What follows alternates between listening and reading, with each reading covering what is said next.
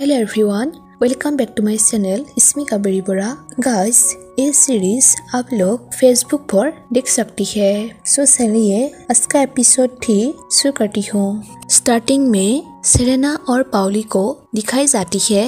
दोनों boy band group को देखकर बात कर रहे होते हैं। सेरेना कहती है यह पहले से ही 3 महीने हो गया है। हमारे पास अभी भी बहुत कुछ बचा है। यह बहुत अधिक है। हमें कुछ और टेनिस को बाहर निकलना होगा।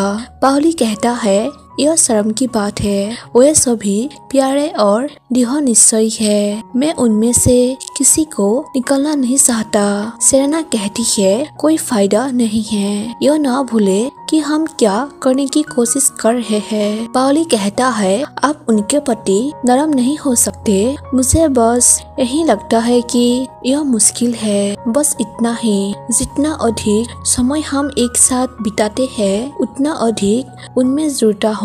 उन्हें हमारी कड़ी ट्रेनिंग की आदत हो गई है और वे एक दूसरे के करीब आ रहे हैं। फिर मीडिया वालों को दिखाई जाती है जो सेरेना से पूछता है क्या यह सच है कि आप एक नए बॉय बैंड को ट्रेनिंग दे रही है? अब वापस कब आए? क्या मुकदमा तय हो गया है? फिर पाउली से पूछताछ करता है क्या अपने पैसों की हेराफेरी के आरोपों को सुलझा लिया है? पाउली कहता है मैंने किसी के पैसे का गबन नहीं किया। यह आपको किसने कहा? तभी वहाँ जैक आकर कहता है इसमें और भी बहुत कुछ है। रिपोर्टर्स आप उन लोगों से बात क्यों नहीं करते जो स्टूडियो में प्रैक्टिस कर रहे हैं? और फिर मैडम पाउली है जिन्होंने अपने आर्टिस्ट के पैसे का गबन किया। सेरेना रिपोर्टर्स से कहती है बस घर जाओ। जब सही समय आएगा मैं तुम्हें एक प्रेस कॉन्फ्रेंस में इनवाइट करूंगी। रिपोर्टर्स पूछता है क्या खून पानू को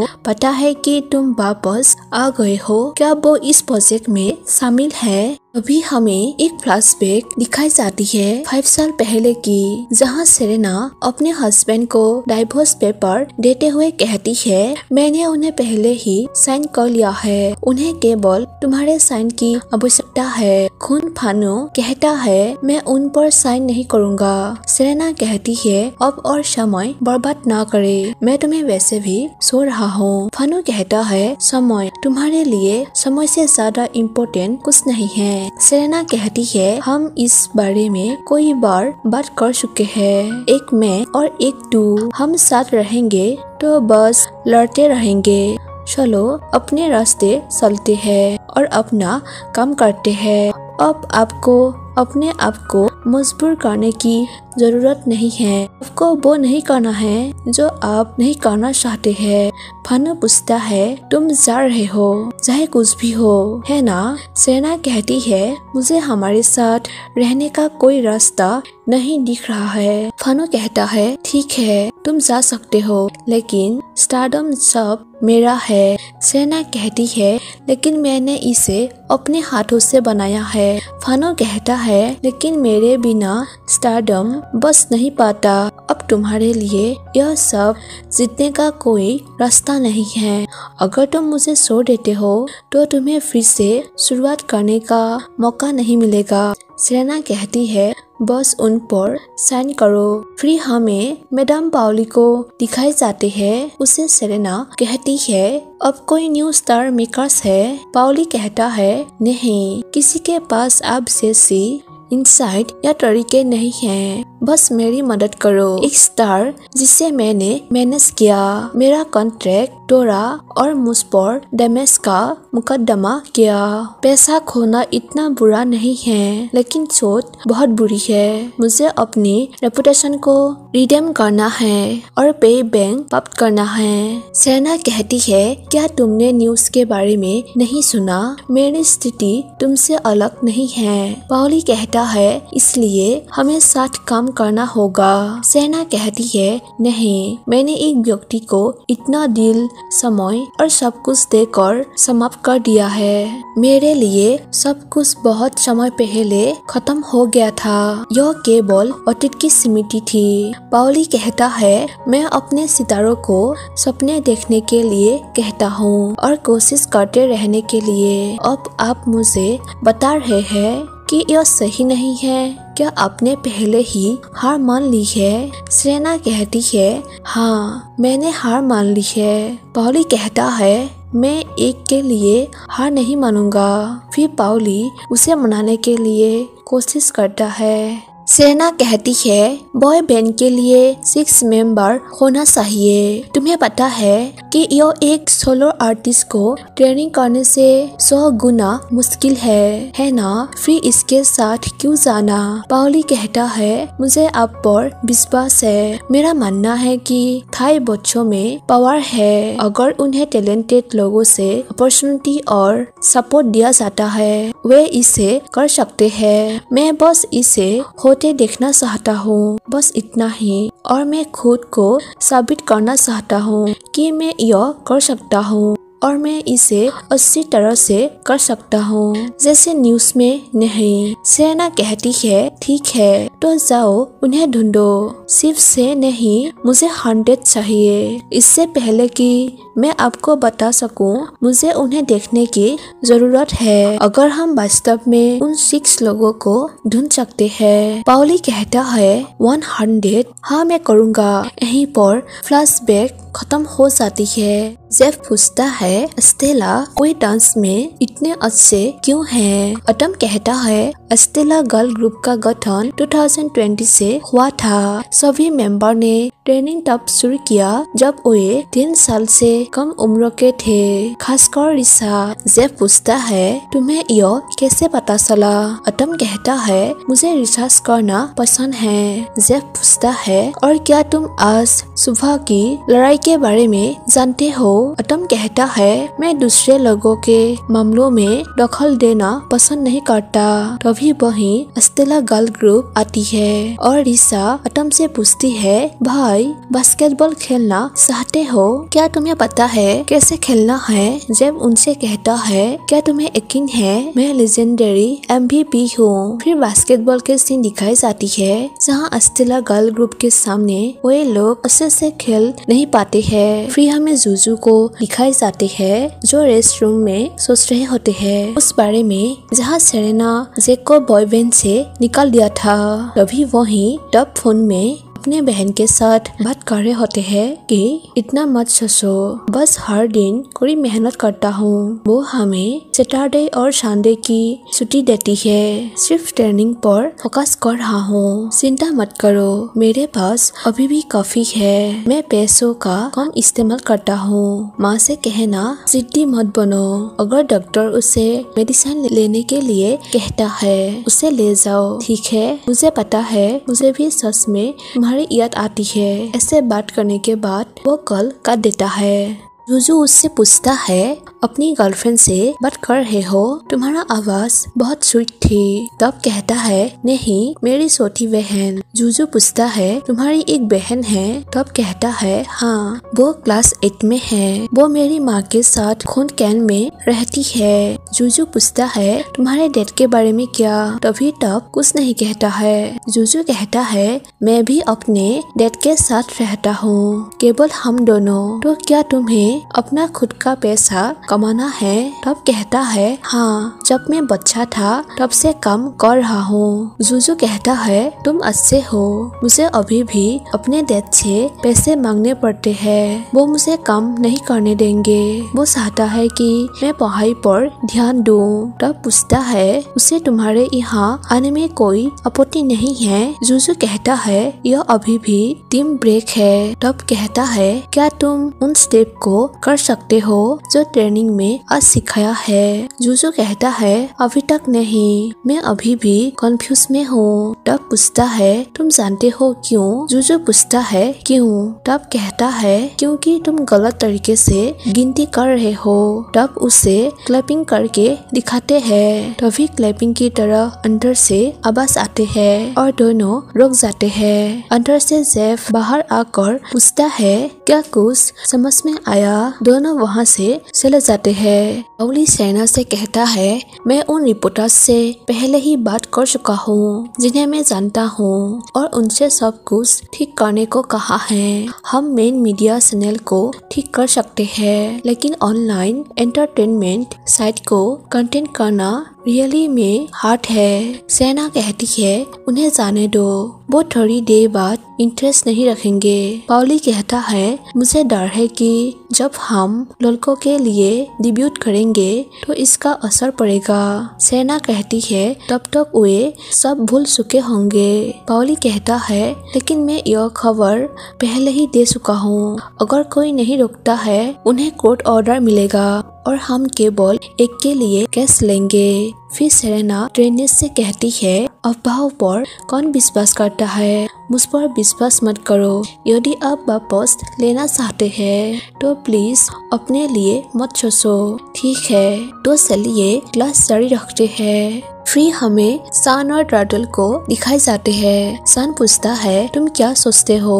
टर्टल कहता है जैक कमीने है। सान पूछता है खून सेरेना के बारे में तुम क्या सोचते हो? टर्टल कहता है शायद हमें उसके बारे में गपशप नहीं करनी चाहिए। सान कहता है तुम डरे हुए हो या तुम हमें बताने जा रहे हो तुम्हारे साथ क्या हुआ है? तुम हमेशा नींद में क्यों दिखते हो? टर्टल कहता है मुझे पैसों की जरूरत है, ट्रेनिंग के बाद मुझे काम पर जाना है, मुझे नींद नहीं आती। सान कहता है यहाँ ट्रेन करना कठिन जीवन है, मैं कोई भी जॉब नहीं ले सकता, मैं पहले ही इस पर कोई जॉब खो चुका हूँ। टर्टल कहता है हम कई महीनों से ट्रेनिंग कर रहे हैं और अभी भी बहुत से लोग बचे हैं और हमारे पास 6 मेंबर कब होंगे? अगर मुझे 6 में से एक के रूप में नहीं सुना जाता है तो मैं क्या करूँगा? मैंने अपना बहुत समय बर्बाद किया।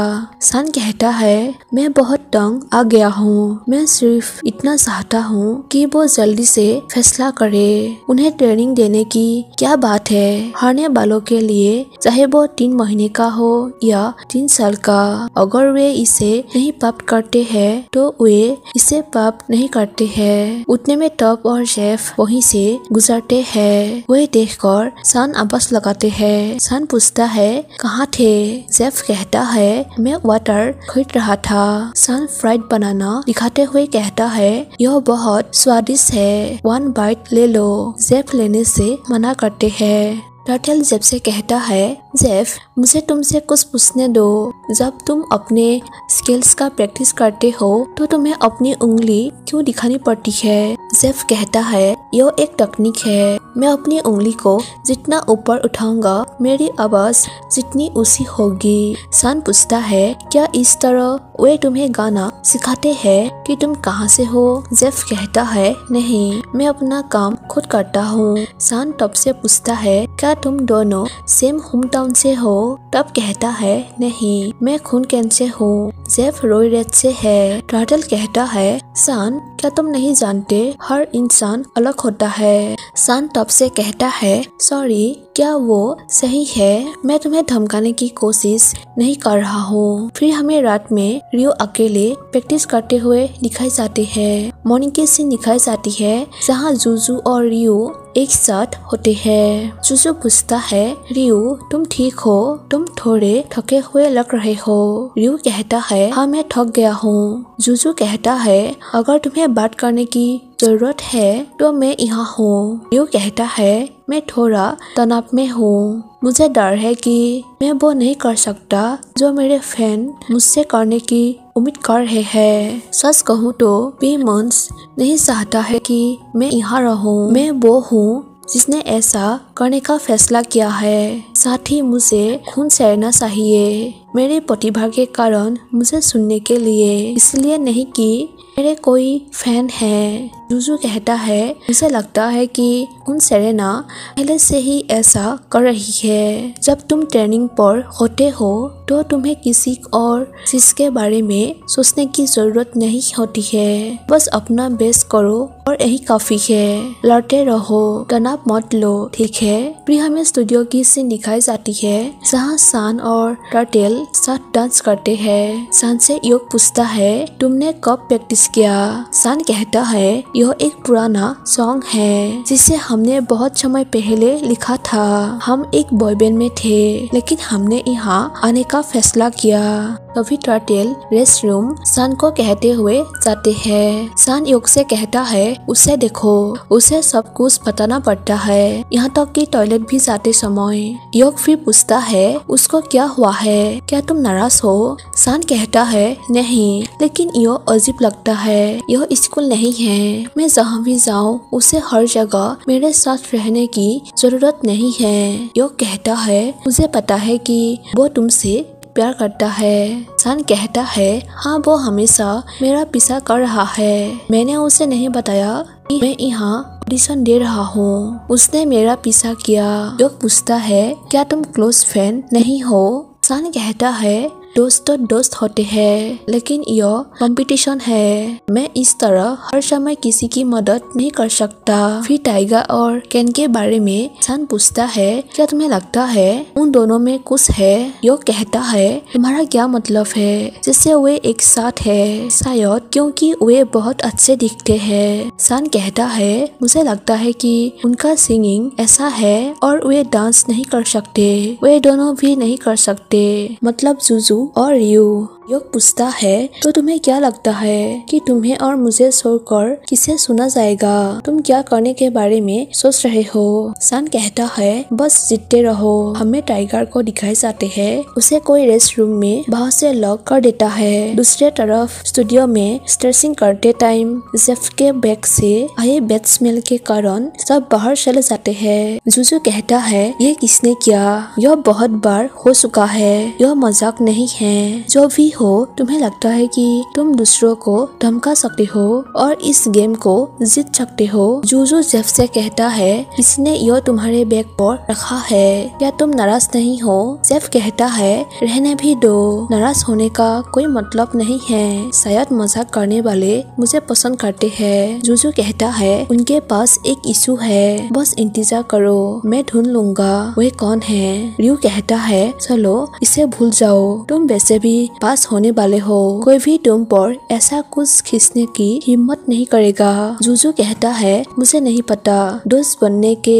नियम होने चाहिए, कोई फर्क नहीं पड़ता कि वे उन पर कितना मजाक करना चाहते हैं, उन्हें किसी को धमकाने की परमिशन नहीं दी जानी चाहिए। जेफ कहता है शुक्रिया जुजू, मेरे लिए गुस्सा होने के लिए, मुझे बहुत अच्छा लग रहा है। जुजू कहता है मैं तुम्हारा कठिनाइयों को समझता हूँ, यहाँ तक कि अगर तुम गरीब हो तो इसका मतलब यह नहीं है कि तुम्हें हमेशा के लिए शिकार होना पड़ेगा, हिम्मत मत हारो। फिर दिखाई जाती है सेरेना उन लोगों से कहती है डराना धमकाना बहुत सी बुरा बिहेव है, मैं फिर से अपनी कंपनी में नहीं रहने दूंगा जो दूसरों को शेयर कर अपना फ्यूचर खराब करना चाहता है। मुझे परवाह नहीं है कि तुम कहां से आए हो, तुम्हारे कितने अच्छे स्किल है, मैं तुम पर आसान नहीं हूँ, आर्टिस्ट कैसे बने, सबसे अच्छी बात है अपना ख्याल रखना और स्मोकिंग छोड़ देना चाहिए। मैं इसे आखिरी बार फिर से नहीं बताऊंगी, जब तुम दोस्त बनाते हो तो तुम गरीब भी हो सकते हो लेकिन लव से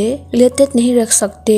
मुझे आशा है कि तुम लोग इस नियम को पालन कर सकते हो। तो क्या तुम्हारा कोई सवाल है? फिर आइस से पूछती है इसे समझाने में मदद करो, यह क्या है? तभी सभी सोशल मीडिया में देखते हैं। आइस कहता है मैंने इसे सिर्फ अपने दिमाग को साफ करने के लिए लिखा था, लेकिन मेरा स्टेटस क्लोज फ्रेंड पर सेट किया हुआ है। सेरेना कहती है लेकिन तुम अपने फ्रेंड्स ग्रुप को देखते हो कि तुम उन पर विश्वास करते हो, कोई तुमसे नफरत भी करता है। अभी तुम कहोगी जैक ने मुझे नहीं दिया, वो मुझे बदनाम करने के लिए इसे मीडिया में फैलाया है, मैं ऐसी निर्दयी हूँ, मैं कोई गलत नहीं कर रहा हूँ और तुम लोगों से झूठ बोलने आते हो। आज तुम झूठ बोलने की कोशिश मत करो, ये मत कहो कि तुमने ऐसा नहीं किया।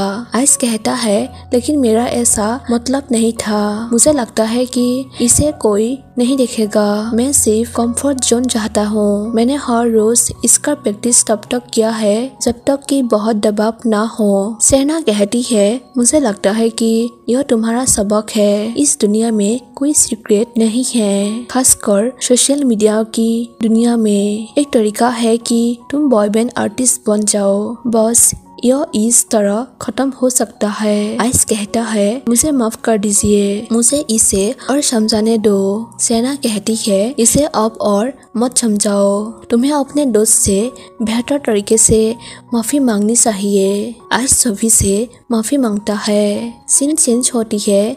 जेफ कहता है इस वीक में क्या हो रहा है, किसी बात को लेकर हमेशा श्री डॉट बना रहता है। रियो कहता है ऐसा इसलिए है क्योंकि कंपटीशन अधिक सीरियस होती जा रही है। जेफ कहता है मुझे यह पसंद नहीं है, यह स्ट्रेसफुल है। फिर सभी को साथ खाने के टेबल पर दिखाई जाती है। जुजू कहता है चलो खाते हैं, ये मेरे तरफ से है। रियो कहता है तुम हमें टिप दे रहे हो। जुजू कहता है चिंता मत करो, मैं इस बार दे रहा हूँ और मैं कहने वाला था तुम अगली बार टिप देना। जेफ कहता है स्मार्ट प्लान, अगली बार मैं टिप दूंगा। रियो कहता है उस स्थिति में मैं सुकी खरीद रहा हूँ। तब कहता है रियो तुम्हें हमारे लिए कुछ भी खरीदने की जरूरत नहीं है, हम पहले से ही तुम्हारे फैन क्लब से हर दिन तुम्हारा खाना फ्री में खा रहे हैं, हमें काफी बुरा लगता है। जुजू कहता है कोई रूल नहीं है, हर कोई समान रूप से भोजन खरीदता है, लेकिन तब तुम नहीं खरीदोगे। तब पूछता है क्यों नहीं। जुजू कहता है क्या तुम्हें अपनी बहन को घर पर पैसे भेजने के लिए काम नहीं करना पड़ता है। जेफ कहता है पैसे के बारे में चिंता मत करो। जुजू तब से कहता है मैंने सोचा था कि तुम्हें कोई काम करने होंगे। तब पूछता है क्या तुम अभी भी अपने डैड से पैसे नहीं मांग रहे हो। जुजू कहता है मैंने कुछ सेव कर लिया है। जेफ मजाक करते हुए कहता है कोई भी टीट कर सकता है, बस मेरा सपोर्ट करो, मैं एक अनाथ हूँ, मैं अपने पेरेंट्स के साथ नहीं रहता। टॉप कहता है उनके पेरेंट्स स्विट्जरलैंड में है, वो शायद हमारे बीच सबसे अमीर है। ऐसे ही वे बात कर रहे होते हैं तभी पास के टेबल पर सान और टर्टल बैठते हैं। सान कहता है तुम इस समतम पार्लर रेस्टोरेंट में खाना चाहते हो। टर्टल कहता है नहीं, फर्मेंटेड फिश मुझे दस्त देती है। सान कहता है यह सही है, बदबू वो बोतल जो तुमने तोड़ी इससे बहुत स्मेल आती है। ये सब सुनने के बाद जुजू दोनों से कहता है अगर तुम दोनों खाना नहीं खा रहे हो तो निकल जाओ। सान कहता है ओ माफ करना, क्या मैंने तुम्हारे रोमांटिक पलों में बाधा डाली। खून सेरेना किसी को भी बॉयफ्रेंड नहीं बनने देती। जुजू कहता है तुम दोनों के बारे में क्या, तुम होली में मटर की तरह हो। दूसरे दिन तुम दोनों एक लव सॉन्ग गा रहे थे जिसे तुमने सीक्रेटली लिखा था। मुझे लगता है कि सेरेना तुम दोनों को एक चेतावनी देना चाहती थी। सान कहता है जुजू दूसरे लोगों से जेलस मत हो जो तुमसे ज्यादा टैलेंटेड है। जुजू कहता है मैं जेलस नहीं कर रहा हूँ। सान कहता है ठीक है, तुम जेलस नहीं हो तो हम यहाँ हैं, हम कोई महीनों से ट्रेनिंग कर रहे हैं, तुम्हें अब तक खुद को जान लेना चाहिए, तुम्हें सो देना चाहिए, तुम काफी अच्छे नहीं हो, मैं तुम्हारे बारे में चिंतित हूँ, मैं नहीं चाहता कि तुम यहाँ अपना समय बर्बाद करो। ऐसे बातें सुनाते हुए दोनों चले जाते हैं। रियो जुजू को शांत होने के लिए कहता है। फिर टॉप और जुजू को दिखाई जाते हैं। जुजू कहता है मुझे लगता है कि शरारत करने वाले सान और उसके गैंग हैं। अगर उन्होंने मेरे साथ ऐसा किया तो मैं उनके मुंह पर मुक्का मारूंगा। टॉप कहता है अरे तुम भी सावधान हो जाओ स्मोकिंग के बारे में। जुजू पूछता है क्या तुम जानते थे। टॉप कहता है हाँ, उस दिन रेस्ट रूम में। मुझे इससे कोई प्रॉब्लम नहीं है, लेकिन अगर सेना को पता चल गया तो क्या होगा। साथ ही तो तुम्हारे आवाज के लिए बुरा है, तुम्हारा आवाज कर्कश हो जाएगा। जुजू कहता है मैं इसे छोड़ना चाहता हूँ, लेकिन मैं जब तनाव में होता हूँ तब मैं इसे यूज करता हूँ। तब कहता है स्मोक करना छोड़ दो, उन सबको बाहर फेंक दो। जुजू पूछता है तुम घर कैसे जाओगे। तब कहता है क्या तुम मेरा पीछा कर रहे हो। क्योंकि तुम मेरे साथ आना चाहते हो। जुजू कहता है नहीं। फिर दोनों अपने अपने घर जाते हैं। फिर सेना को दिखाई जाती है। वो कहती है अगर हम ओवरऑल स्किल के बारे में बात कर रहे हैं तो सबसे आउटस्टैंडिंग पर्सन है सन। पॉली पूछता है और कौन स्टैंडर्ड नहीं है। सेना कहती है जेफ, वो बहुत मजाकिया है। सो गाइस, एपिसोड 3 यहीं पर एंड हो जाती है। प्लीज मेरे चैनल को सब्सक्राइब कर दीजिए और वीडियो को लाइक कर दीजिए इसके नेक्स्ट एपिसोड देखने के लिए। Thank you for watching my video. Bye bye.